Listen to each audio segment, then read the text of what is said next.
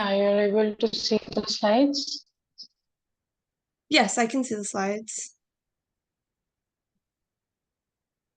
Looks like they're just loading.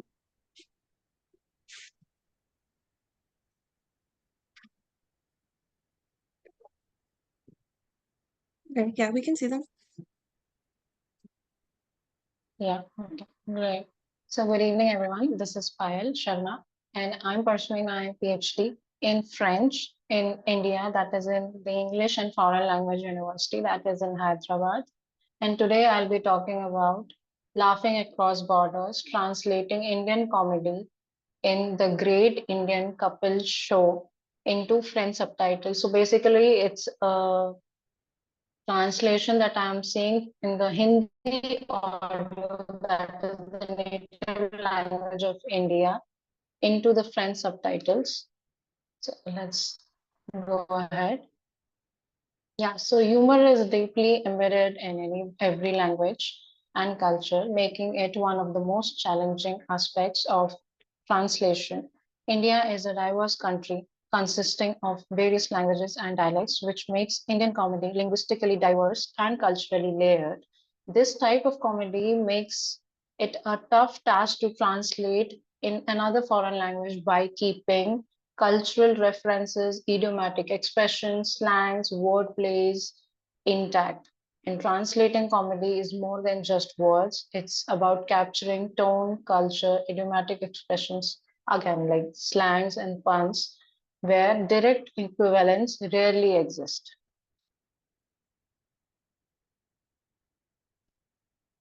And now we'll see the role of subtitles on Netflix. So about Netflix, first of all, so this Great Indian Kapil Show is a prime example of this challenge that I have been looking into. And with its recent availability on Netflix with French subtitles, the task of making Indian humor accessible to a French audience becomes both a linguistic and culturally balancing act, and wherein when this Hindi humor is subtitled into French, the role of subtitles becomes crucial in bridging the cultural gap and knowledge gap, wherein the slapstick humor plays major role, which enhances visual humor between Indian and French audience, making it more interactive for the French audience. So basically, subtitling serves as a bridge for cultural exchange, allowing the richness of Indian comedy to transcend borders far beyond its country of origin, bringing joy and laughter to the viewers of the world around the world. So let's go to the hypothesis that I've created, that despite the challenges faced by the translators and or the subtitlers in Indian comedy, the Great Indian Kapil Show from French to Hindi, we will be seeing the effective techniques, whether they can preserve its essence or its originality to captivate the global audience. And my research questions will be, yeah, so these are the three questions that I have been looking into. What are the key challenges in maintaining the originality and humor of Indian comedy when subtitling for a French speaking audience? How do subtitlers adapt cultural references, idiomatic expressions, and wordplay from Hindi to French in the Great Indian Couple Show to preserve its comedic essence? And to what extent do these subtitling strategies impact the reception and the engagement of the Great Indian Couple Show among the French viewers? Yeah, so the challenges, like mainly that I came across, were in the subtitling humor were four type of challenges.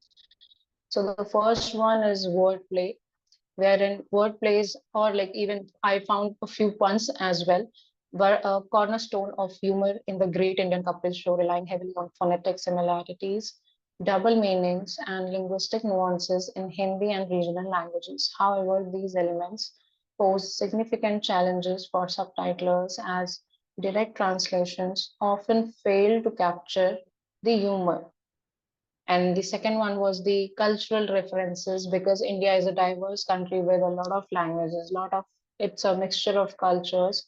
So the cultural references were not much familiar, unlike were not much familiar to the target audience. That's the maximum cases wherein we saw that people were not aware of the culture. Of course, French people were not much aware about the culture, wherein the certain jokes only make sense within a specific cultural framework, and herein the translators must decide to retain, replace, or explain such references. And yeah,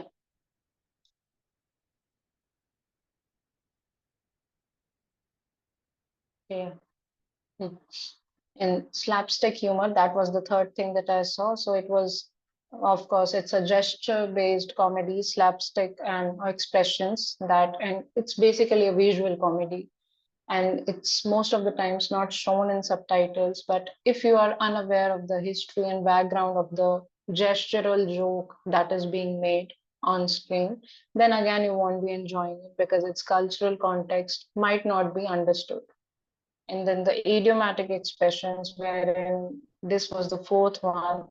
So basically, idiomatic expressions are, of course, everyone is aware that these are the unique phrases that do not have, like, usually they do not have a direct French equivalent, because these are deeply rooted in the source language and culture, often making them challenging to translate directly. And when translating such expressions, subtitlers must decide whether to retain, adapt, or replace them to ensure the humor or meaning is preserved for the target audience. So let's look into the subtitling theories that I used for this particular research. Was functional equivalence, that was given by Eugene Nida in 1964. And the goal is to, according to him, it was the goal to produce a target text that evokes the same response in the target audience as the source text does in the source audience. And this often involves adapting cultural references and idiomatic expressions to make them relatable. And the second one was the domestication versus foreignization, which was given by Lawrence Venuti in 1995, which claims that domestication involves adapting the source text to the target culture, while foreignization retains the sources cultural elements. And for humor, a balance between the two is very much necessary.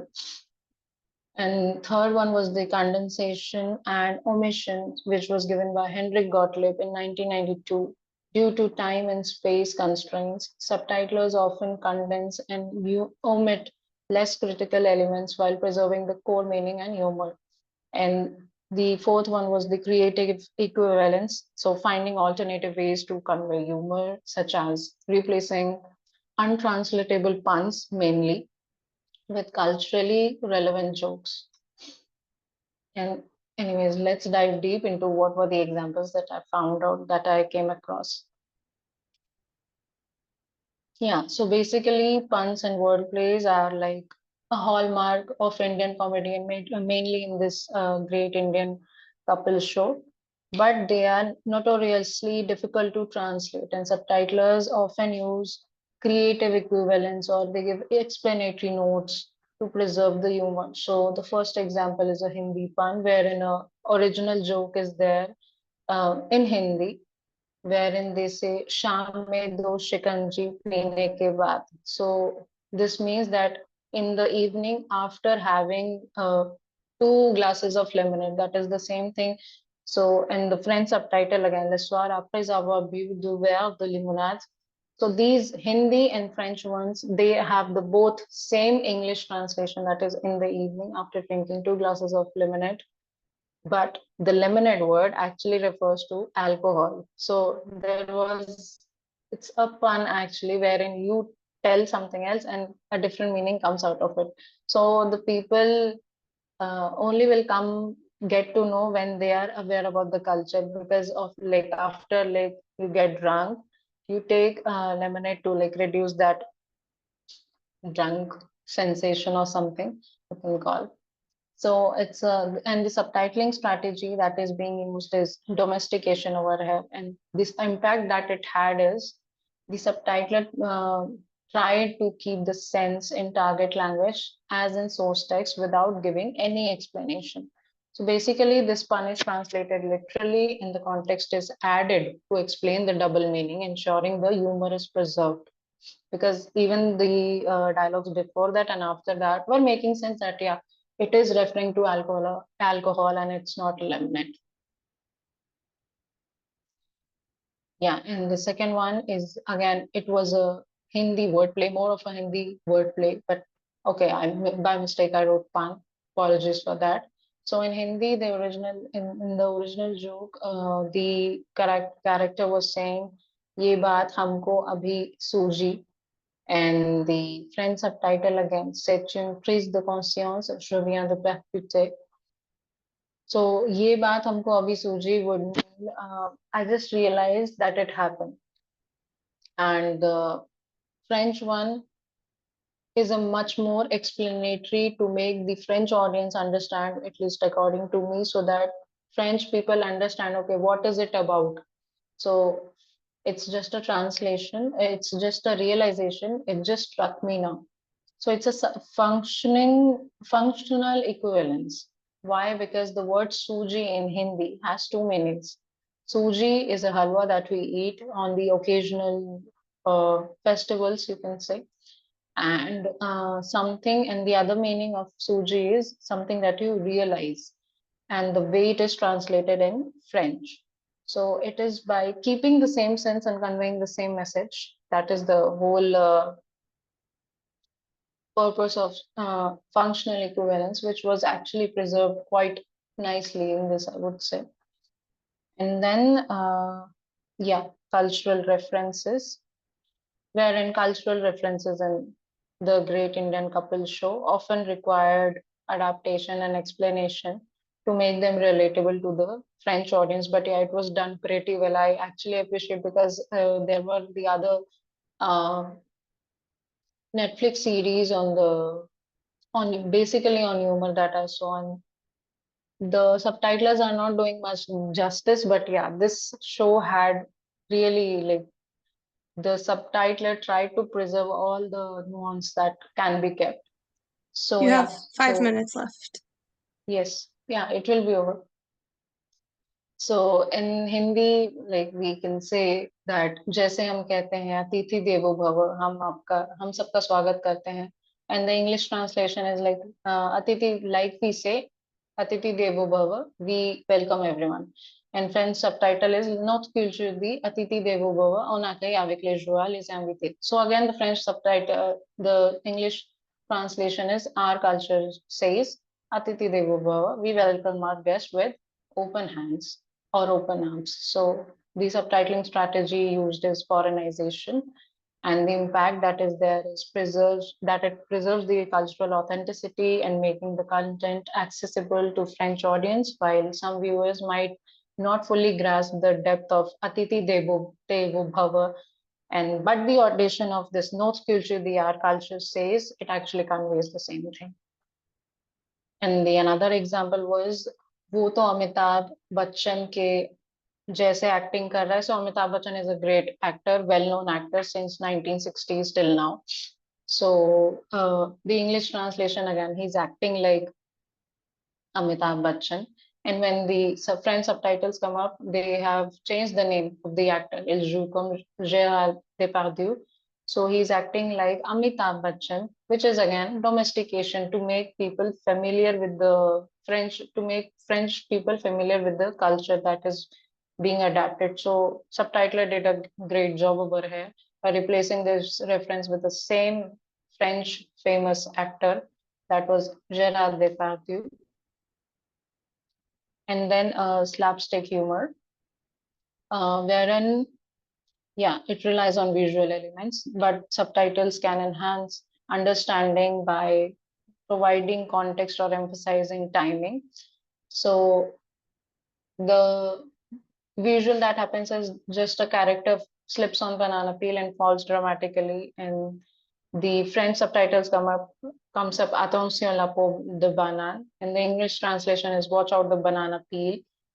And the subtitling strategy that is used is creative equivalence, and the impact that it has is that it actually aligns with the visual action and adds the humor, warning, the enhancing the comedic impact. Again, the same thing, but yeah, it's quite funny. So I would take few seconds extra here to explain that, like, what is the way it is shown is very uh, interesting, that it's an exaggerated way that man, and like he points towards himself, oneself, and then to the other person, and then he points towards his big stomach, and then again he points towards his and he rotates his head like this, showing that I'm a very big fan of yours. And the French subtitle is like Je suis votre grand fan. So I'm a big fan of yours. It's of course a sophistication. It has been literally translated. And again, the idiomatic expression, uski to band baj gayi, literally they say basically. And the French subtitle is Il est dans le pétrin, so he's in a pickle. And functional equivalence, of course, again, it's a functional equivalence because the subtitler is replacing the Hindi idiom with the French expressions to convey the same meaning. And again, the same example. As we don't have time, I'm just constraining it a bit. And the results that I saw is the key challenges in maintaining those. So the first hypothesis was whether the challenges, what are the challenges that we are coming across, which includes translating wordplays, puns, cultural references, idiomatic expression, and slapstick humor, and they were balanced culturally, authentically. It was balanced when the foreignization was done and making the content relatable while domestication was done. And additionally, other idiomatic expression and slangs, they had functional equivalence or omissions and with compensation to preserve the humor and meaning. The strategies we saw, of course, we saw anyways. So creative equivalence, foreignization, domestication, synchronization to some extent, omission and compensation, and cultural adaptation. The impact that it had was that effective subtitling enhances audience engagement by bridging cultural gaps and, for example, retaining the same Atiti Devo Bhava while adding context preserves cultural authenticity while adapting slapstick humor. So basically, it was done in a great way, according to me. And the conclusion that we arrive is that effective subtitling techniques can preserve the essence of Indian comedy in the Great Indian Kapil Show for French audiences is supported by applying strategies like functional equivalence, domestication, and creative adaptation mainly. And subtitlers successfully bridge linguistic and cultural gaps, while challenges like untranslatable puns and cultural specificity remain. The use of explanatory notes, cultural adaptation, and contextualization ensures the humor resonates with French viewers. And this demonstrates that despite the complexities of translating linguistically diverse and culturally layered comedy, subtitling can effectively convey its originality and captive audience if the subtitler did justice to does justice to source text as well as the target text. So thank you, everyone. You can now shoot any questions if you have. Thank you so much. I will monitor for questions. You can post them in the chat or you can use the Zoom feature to raise your hand. Yes. Thank you for your presentation. I was just curious, how did you get interested in this topic? Is there anything in your background that interested you Yes. in studying Yeah, this? so French, basically, I'm actually our native language is Hindi and the official language is English, but I'm learning French as a foreign language since my childhood. Like in school, we started learning. So since fourth grade, since school, I'm learning, and even like I have done my bachelor's and master's in French. And again, in the beginning, I mentioned that like I'm pursuing a PhD also in French.